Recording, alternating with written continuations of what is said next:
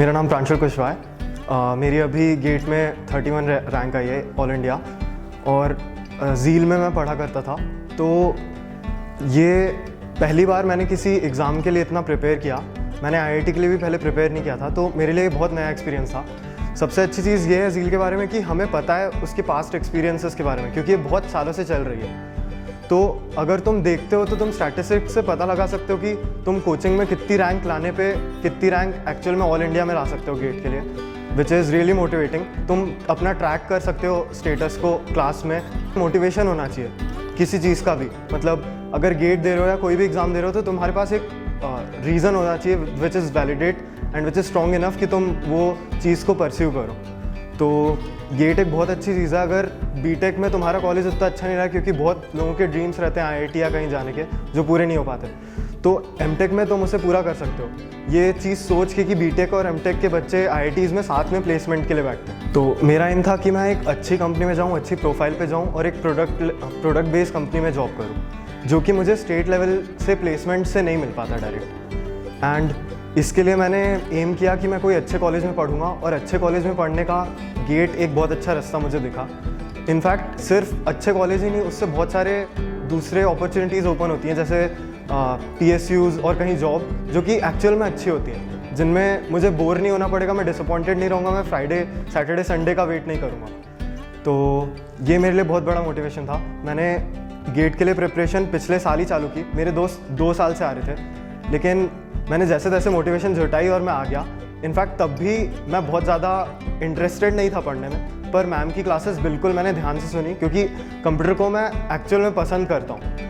मैं जब बैठता था और सुनता था तो मुझे जाने का मन नहीं करता था क्लास से। ये मैंने अपनी टेस्ट की रैंक से देखा कि मेरी रैंक बहुत अच्छी नहीं आ रही थी, और सिर्फ मज़े मज़े में भी पढ़ता रहूँगा तो कहीं जाऊँगा नहीं। तो मैंने अगस्त में सीरियसली डिसाइड किया कि मुझे पढ़ना है। जब कॉलेज में प्लेसमेंट आने लगे और मैं देखने लगा कि ये बच्चे अपनी लाइफ में आगे क्या करने वाले हैं, और मैं वो नहीं करना चाहता था बिल्कुल।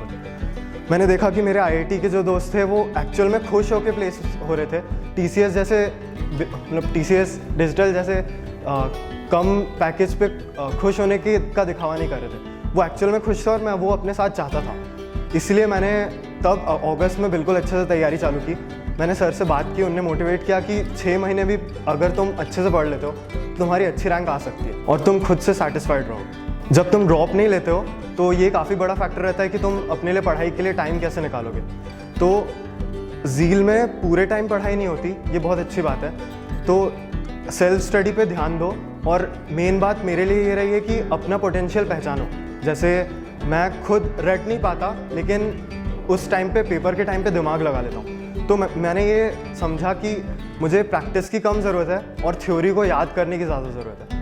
तो वैसे ही सबका अपना कुछ वीक पॉइंट होता है और स्ट्रॉन्ग पॉइंट, तो उस चीज़ को पहचानना बहुत ज़रूरी है। आप अगर एक बार गेट कर लेते हो या आईआईटी में जाते हो तो आपको खुद समझ में आएगा कि क्या डिफरेंस रहता है आपके एनवायरनमेंट में। मुझे खुद पहले लगता था कि जितना रिस्पेक्ट एंड काइंड ऑफ लोगों से अफेक्शन मैं डिज़र्व करता हूँ, उतना मुझे पहले नहीं मिला।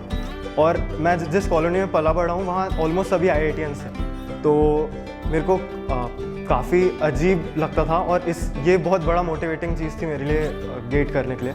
एंड अब जो कि मैंने करा है, तो मैंने देखा है कि लोगों का तुम्हारे प्रति व्यवहार कैसे बदलता है ज़्यादातर, और ये अच्छा रहा है मेरे लिए काफ़ी। और क्योंकि मैंने गेट किया तो मुझे समझ में आया कि मेरे में पोटेंशियल है एक्चुअल में वर्ल्ड में कहीं स्टैंड करने का। सिर्फ मैं स्टेट के किसी कॉलेज में बैठ के सड़ नहीं रहा हूँ, सबके तरह नहीं हूँ, कुछ अलग कर सकता हूँ, कुछ ज़्यादा कर सकता हूँ।